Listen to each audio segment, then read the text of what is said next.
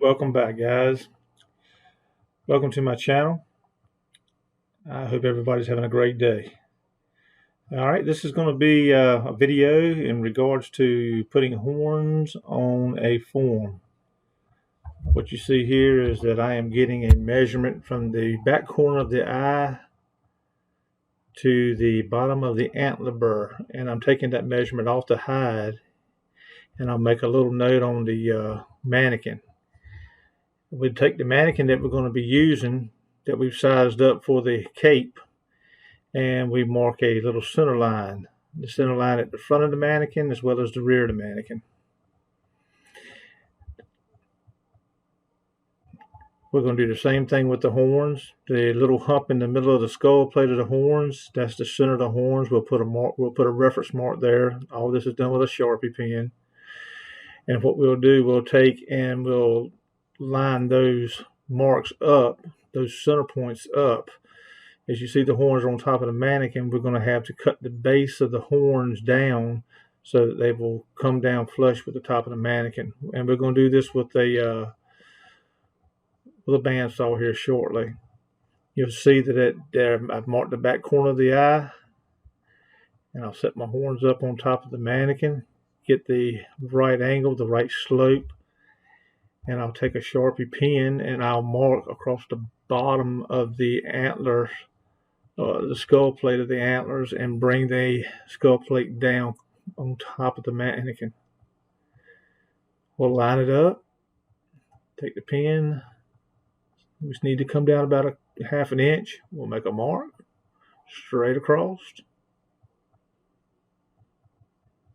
We'll go to the other side. We'll do the same thing.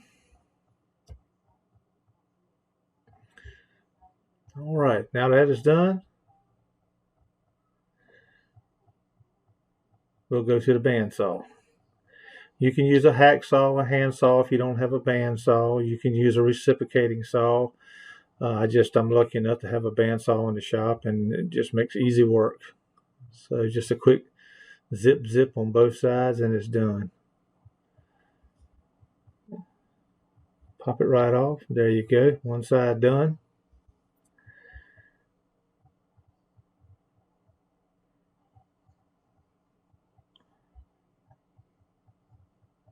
We'll cut the other side and flip it off, and we're done. All right. Now back to the mannequin. We'll do a test fit with the antlers. We'll set the antlers on top of the mannequins, center those line up, and now we'll probably end up taking the measurement from the back corner of the eye of the mannequin to the bottom of the antler burr. We're looking for 2 inches. We'll hold it up there by hand.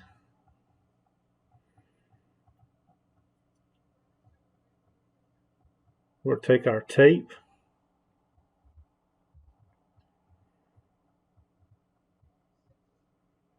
and check our measurement.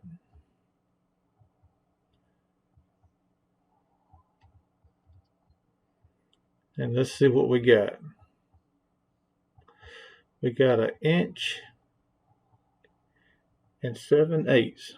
We're 1/8 off. 1/8 is okay. We can work with that. We go on this side. Whoop, the antlers slipped a little bit. We'll just line them back up. We'll pull our tape, and bam, we got a perfect 2 inches. That's going to make the mounting process a lot easier for fitting the hide to the mannequin and working around those antler burrs with that hide. All right, good deal. On to the next step.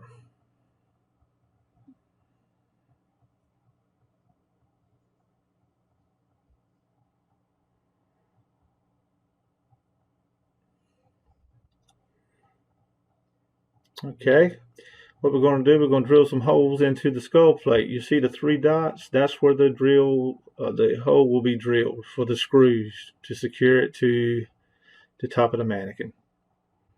I'll take the horns, set them on top of the mannequin, use me a drill with a good bit, and I'll drill my 3 holes. By setting the antlers on top of the mannequin, that way I can get the angle of the screw the way I want it to go into the top of the form. And the top of that form of that mannequin, there's a piece of wood in there. Is where everything gets anchored to.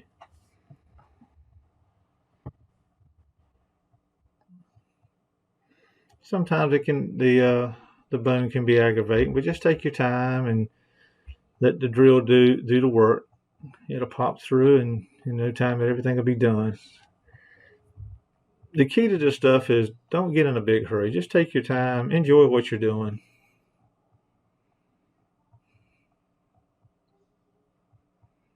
It's supposed to be fun, and that's what it is, fun. Okay, we got the holes drilled.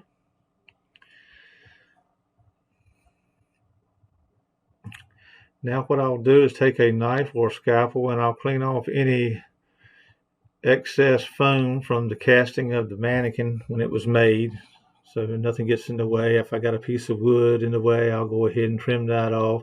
So we got us a nice clean area for our attachment point.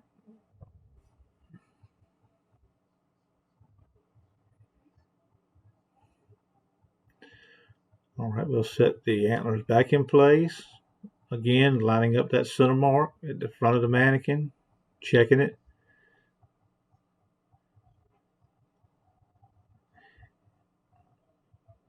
And now we're getting ready to fill our skull plate with Bondo.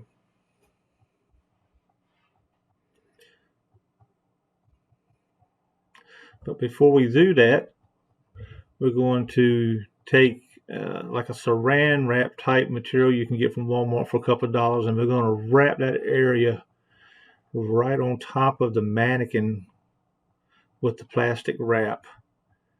It's kind of like shrink wrap material. We wrap it up in the center on both ends, the whole area where the Bondo is going to be. This is done so that when we go to pop the horns off, because this is going to be a short incision, that means we're going to have to take the horns off, put the cape on, and put the horns back on.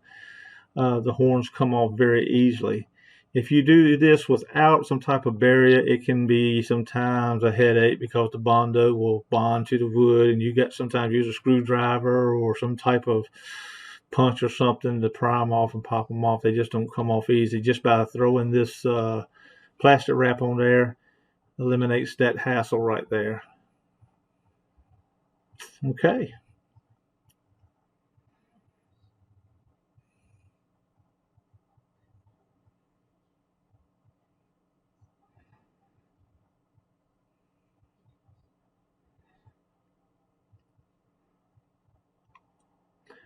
All right, now we're going to be mixing up some Bondo.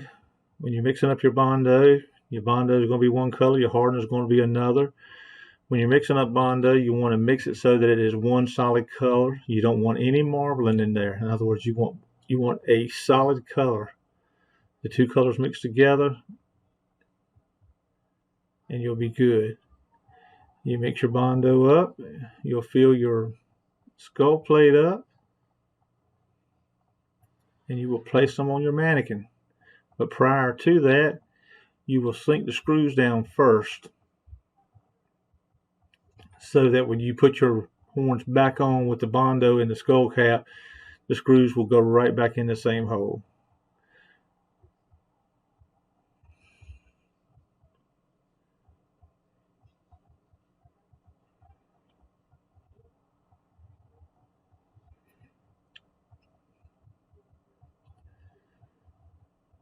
All right, now there's Bondo that I have put already inside that skull plate. I just basically mixed up some, scooped it in there, turned it over, and plopped it right down on top of the mannequin. If you look at the back of the skull plate, you'll see the Bondo where it oozes out. That's fine. It does not have to look pretty at this point. We're just trying to make us a nice, smooth skull plate for this particular mannequin. Once we set the screws in, we'll take a popsicle stick and we'll smooth out whatever Bondo oozes out, trying to make somewhat of a decent transition. Once that sets up a little bit, we'll mix up some more Bondo, and then all around the outside, around the edges, we'll fill in.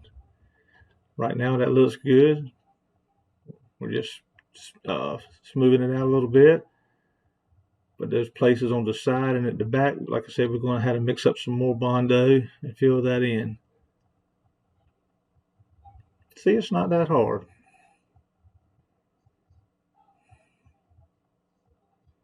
There's a good shot of the back of the skull plate with the Bondo in it.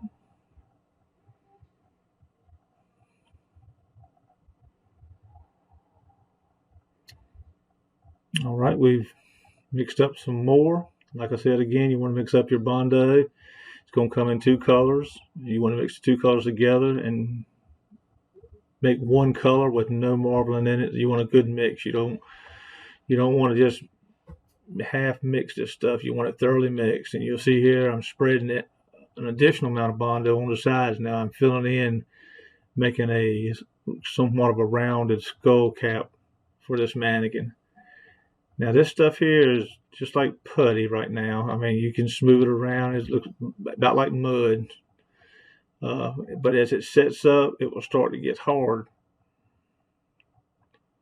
And then once it flashes over, then it gets rock hard. You'll see what we're doing. We'll take the mannequin, we'll turn it around for you, and we're taking the Bondo, and we're just basically spreading it all around the skull plate, filling in all those indentions there, those voided areas. Make it somewhat smooth, make a nice smooth transition. And this is where that clear plastic wrap comes in really handy when we go to pop that skull plate off. It'll come right off with hardly any effort at all. You'll see that here shortly.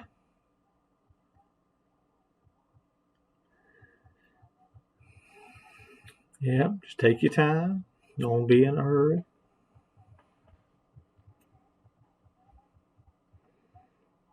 You guys that are just starting out doing this stuff, don't get overwhelmed with all the different steps. Just take it in stages and you'll do just fine.